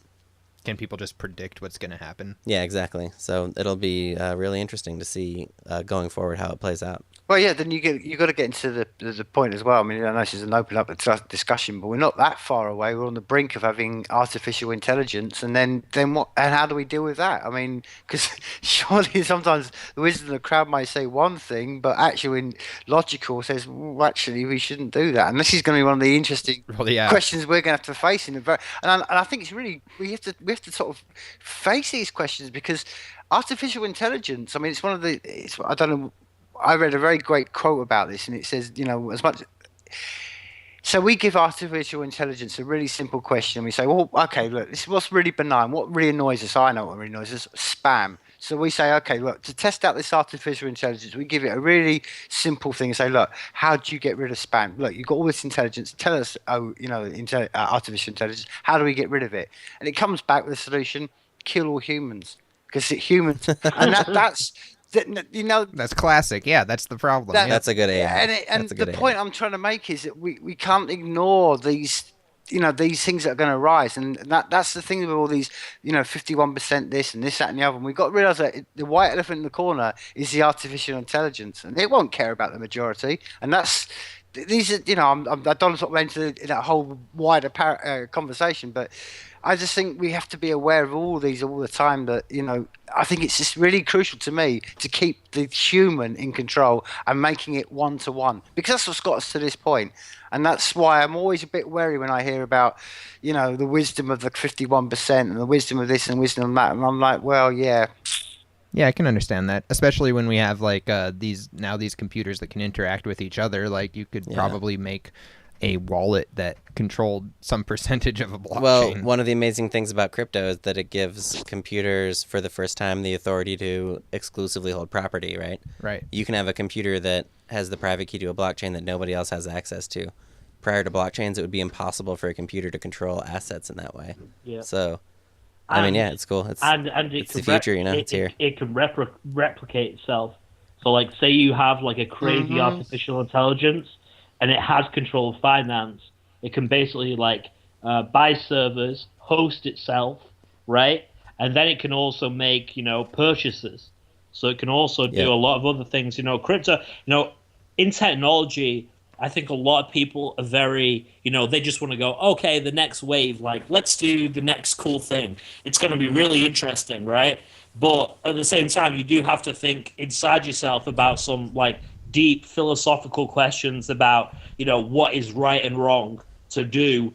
That's why it's like Stephen Hawking and I think it was Elon Musk as well. They drafted up an agreement about artificial intelligence and said that it was if you let it go too far, there's going to be a huge problem, because it can learn faster than anything on the planet and replicate faster than anything on the planet, therefore making it like the apex predator. So, it's some crazy stuff there. It's like, yeah, but I don't think that's too far in the future, though, It's just you need to make... and people have talked about it, too, spoken about it for a long time, and... I don't think it's gonna catch anybody. It does blow my mind, though. I mean, man, my imagination can just go crazy. It's amazing. I can't imagine the amount of possibilities with all the things that humans are capable of in this technology that we're now cultivating. Using. Yeah, it's amazing. So anyway, bringing us back around, that does it for our news and pumps segment. Obviously, some really cool discussions there. Yeah. We're going to go next over to the coin listings, new listings for this week. Pretty quiet week for listings overall, I would say. Yeah, in fact, our most prominent lister this week is Cryptopia. Yep, all right. Yep, they must... I wonder if their sale is still going on. No, it's not. No.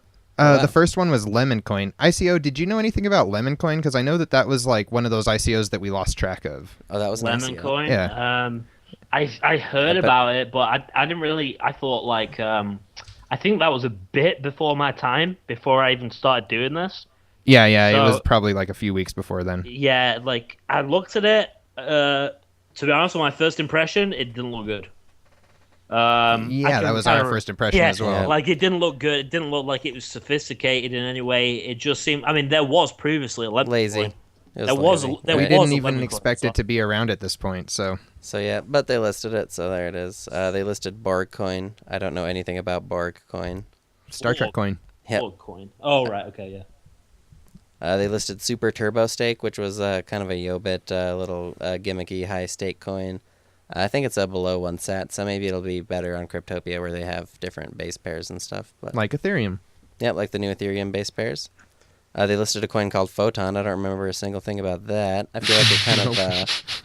I feel like maybe this one launched in the legacy of Positron, and there was a period where coins launched with sciencey names. Yeah. You know, there was a Positron, Neutron. Yeah, there was. And there was a bunch of coins like that. So I feel like Photon falls into that category. And maybe so does Lithium. What's Lithium? I mean, man, where does Cryptopia find these coins, man? I don't know where they got the list this week because it wasn't from the voting. These are way out of left field, man. We'll have These to are ask way him out of next left week, field. man. They're funny, but Sakura, I almost think I mined at some point with my Sakura GP, coin. yeah, because that was like a flower, some Japanese flower. I feel like Japan is underrepresented in crypto for some reason. I mean, I could be wrong. I don't know.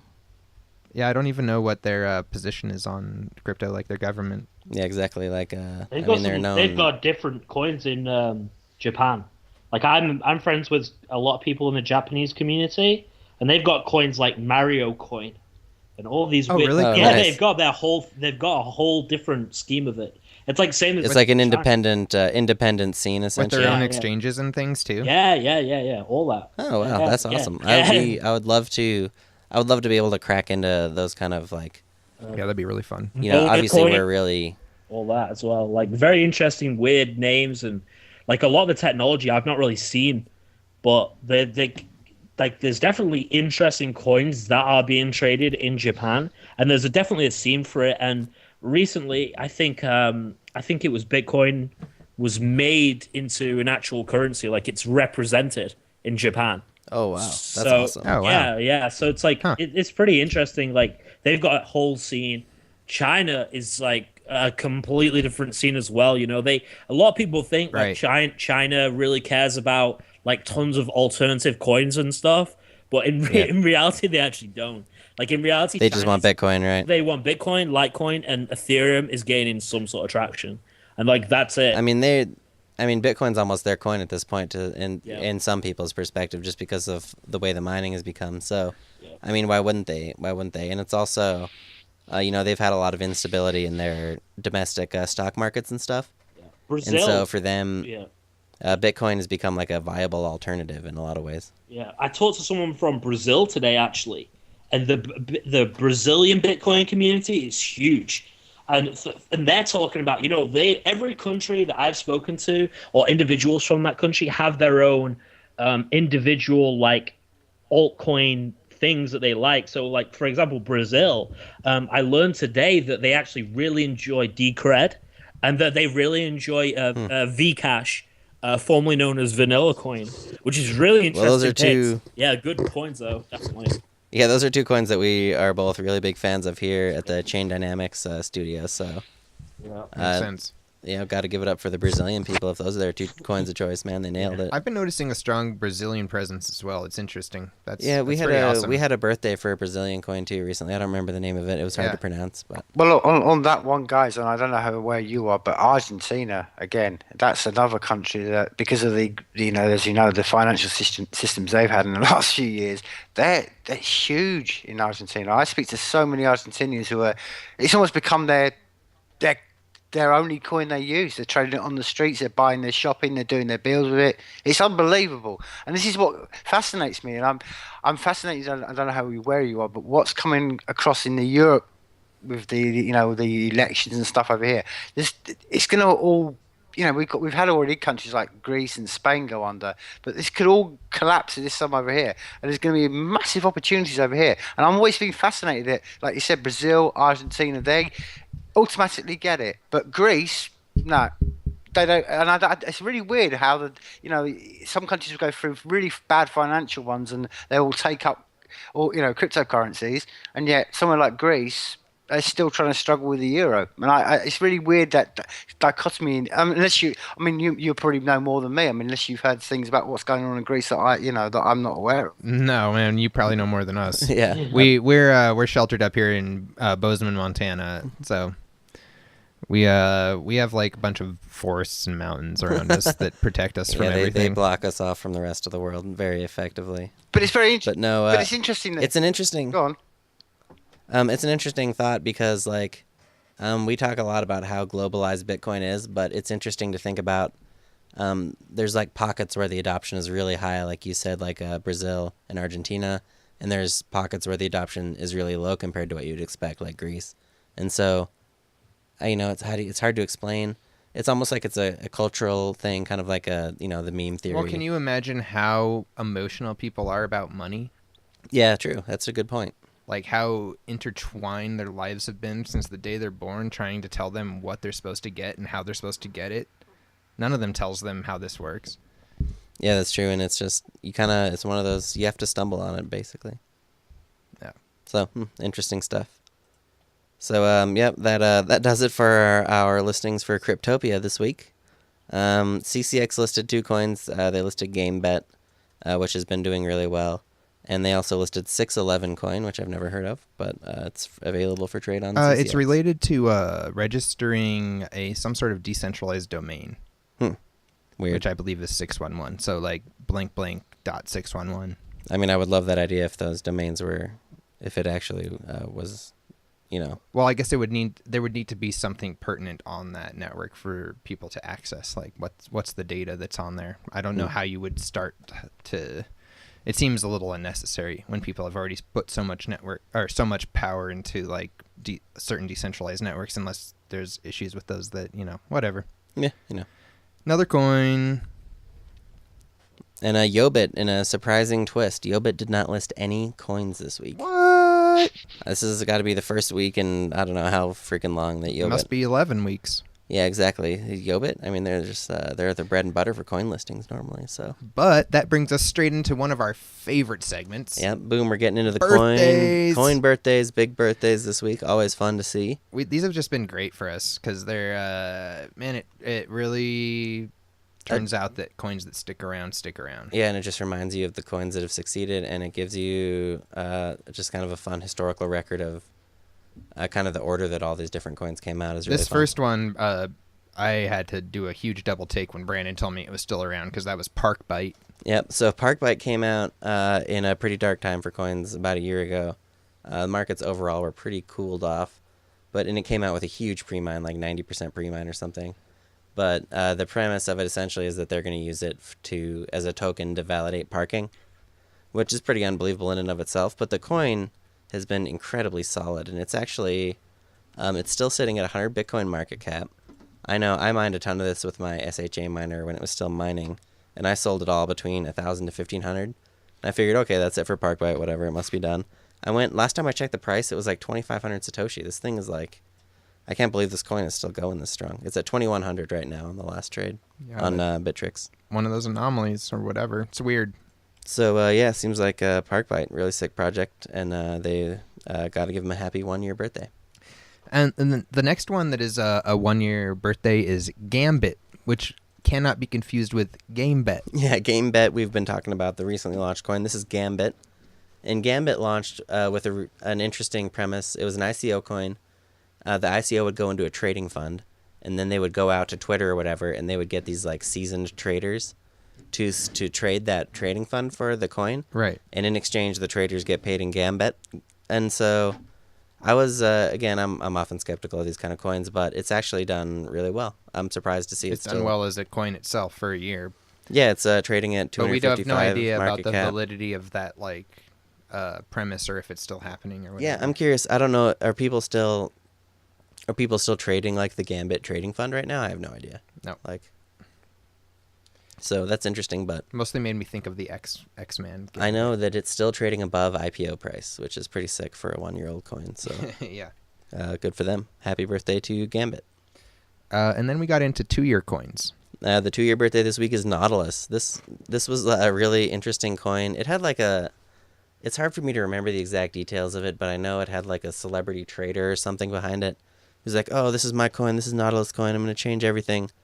And it traded really well for a while. It had a good pump when it first came out on MintPal. Kind of sank down into the doldrums for a while. Had a second pump kind of last year, towards the end of last year, beginning of this year, and it's been really low ever since. But it bounced off the bottom this week at about 5,000, popped back up to close to 10,000. So I have no idea what's going on with Nautilus coin, if there's still any development there. But that's Nautilus coin. It's still out there, still trading. We had another 2-year birthday of Rimbit. This is a coin that I had a hard time taking seriously when it came out, but I don't really understand Rimbit. Are you familiar with this coin, ICO or Tim? Like, I don't know about I've heard about this, but I've not actually I'm like you. The name turned me off completely. Yeah, It just did not appeal to me. Like I did not feel like it was gonna make large strides, right? Like it just. Here's the thing about Rimbit. Weird. It's got a $1.5 million market cap. It's like, what? This is like the biggest coin of probably any coin we've talked about this week. But I kind of have to wonder if it's, Does it have features? Like, what does it do? I kind of suspect maybe it's one of those coins where one guy just owns the whole blockchain, and right. That's what they're charging for it today, essentially. Like, right, okay. I'm not. I've heard about it though, but I've not really. A lot of the coins on CoinMarketCap and stuff, like their values are like you're saying, they're completely, like they're just owned so badly that it's like the people can price them at whatever they want, and the volume is so low that it's just, it's just there, right? It's that exists. It's just really weird. Like there's a lot of coins that sometimes they just shoots up. And they've been like, let's say someone's put $20 into the price, and they've raised like 100,000% or something ridiculous, right? Yeah. So it's like, a lot of these coins, like you look at them, but there's no real, the nodes are like there's 2 nodes, someone owns like 99% of it, or something, something right. ridiculous like that. Rimbit, I can't really speak on it. It might be a really cool coin. Like, I have no idea, to be quite honest. But the name just turned me off. Like, I was like, no, yeah. Yeah, it's really funny, and blockchain's just kind of how that works. It really shows... blockchain's really shine a light on just how easy it is for people to kind of manipulate markets and statistics. Like, you can just, you can buy the whole blockchain and then charge whatever you want and claim that you have an asset that's worth $1 trillion, but... in reality, nobody's really buying it or whatever. So I love seeing that aspect of it. I think it's really fun, honestly. Yeah, CoinMarketCap sure serves a big service to everybody by even just listing. They've been listing a lot of things that end up, at zero over time, and it still helps, honestly, even for those little bits that they're on there. Yeah, they give great perspective. I really like them. What a great website. Next birthday is for Guncoin. This was a pretty high-profile coin for a while, but seems to be pretty sleepy right now. It's really only traded on Blue Trade and Cryptopia. Yeah, and it was recently listed there. And it's got a 4 Bitcoin market cap. So wow, man, that's funny. I remember this tried to come out at a politically relevant time, but obviously that passed, and it's just people have lost interest. Just nothing. Yep. Bumbacoin was the other 2-year, which Bumbacoin is that what is that? That literally means shitcoin. Okay, so I was really skeptical of you putting this in the list, but then you sold it for me right there. That is hilarious. Nice, brilliant. Man. So yeah, that's 2 years old now too. So happy birthday to those guys. And that's one of those coins. You'll actually see this developer still troll boxing for some fucking reason, but really? Oh, I gotta respect those guys who stick it out. Yeah, in the troll box, that's really so cool. Funny. That's actually really cool that he's actually stuck with it. That's amazing. It really says something. So I don't know why or why he likes that particular coin, but that's 2 years old. So happy birthday. And like we said, once you're 2 years old and you're on there, what I find part of my philosophy about blockchains, this isn't, once again, it's not investment advice because it doesn't always work, but basically, I think if it's sort of the almost pyramid scheme aspect of blockchains in a certain way, but I feel like that's the same way for a lot of investments or anything with people gaining interest in them. Basically, my perspective is that over time, even if it's just a really low volume thing, the value can go up. Yep, and all that has to do with is the market itself and time, people not being greedy. There's almost always a random element to it. You can't control what people do. So what I never understand is why somebody buys a bunch of coins all at once and tries to spike. Why do the markets go up in a giant fashion, right? Well, I mean, that's what I never understand because I never buy coins like that. Like those Yobit spikes and stuff. And Like yeah, any spike. I think people. I mean, I know that they know how to make money doing it, but I'm not saying I don't understand that. What I'm saying, I'm saying more something like. It doesn't seem productive in the long run. I think a lot of people overestimate their ability to manipulate the market. They go onto the exchange and they see that there's only 1 or 2 Bitcoins of sells between whatever they think the coin should be worth and what it's at now. And they're like, oh man, I could take that away. And then all of a sudden the coin's just going to double in price overnight. But then when they try to actually execute that change, they realize just how many people are sitting out there watching the market, waiting for that spike just to trash it essentially. So yeah, I think a lot of people overestimate the ability of the market to change, but there's also people that are actually really seasoned and can see when a coin is undervalued and when. True. You know, sometimes when you do that buy, the price just stays up and then you make a huge profit. Oh, yeah. Well, and there's certain aspects where, like you said, like people can tell the actual value. I suppose that, some coins are actually undervalued regardless of how shitty they are. But I mean, that's a rare skill, and I think it's more common that people just think that they can change the market and end up being unsuccessful. Yeah, that's more often. A really good example of that was like, the Lisk IOU. Oh yeah. Right? Oh, that was like the best case of that I've ever seen, right? Because it was almost like it was manipulated at the start by Yobit, and everyone knows it was. Okay, that's awesome. And then it was also sort of like because there was no rational price, so it was almost like people tried to move the market, but they moved it in a specific fashion. So then everyone jumped and moved in that market, and you can see like the complete peak of that market now and the complete dip of that market. Now that's a great example of like how that works when there's no actual rational relationship between the market and its participants, right? It's like it still has absolutely nothing to do with the Lisk price. Exactly. It's very strange. Yeah, I love this. There are people that could get their PhDs on this Yobit Lisk IOU market because it's so you could do a study of it. It's so interesting. I think it's really funny. But so it also, I've been curious about that. We're fascinated by it because we're at a point where basically a site like Yobit, the Lisk IOU literally doesn't even exist in blockchain form. It's not even backed by this technology that is infallible. Yeah, so it's backed by your trust in Yobit. There's nothing there. It's amazing that people are trading it at all. They were really barely smart. Are now. The volume's really low now. They were really smart in doing what they did because they just essentially what they did. They cashed in on the hype, right? That's all they did. Like they saw the hype, and again, there's no real blockchain backing the fact. They've not even offered proof that they actually hold those tokens anyway. Exactly, yeah. So it could be just, it could be. Oh, looks like we had a Skype. A little Skype blip. Drop out there.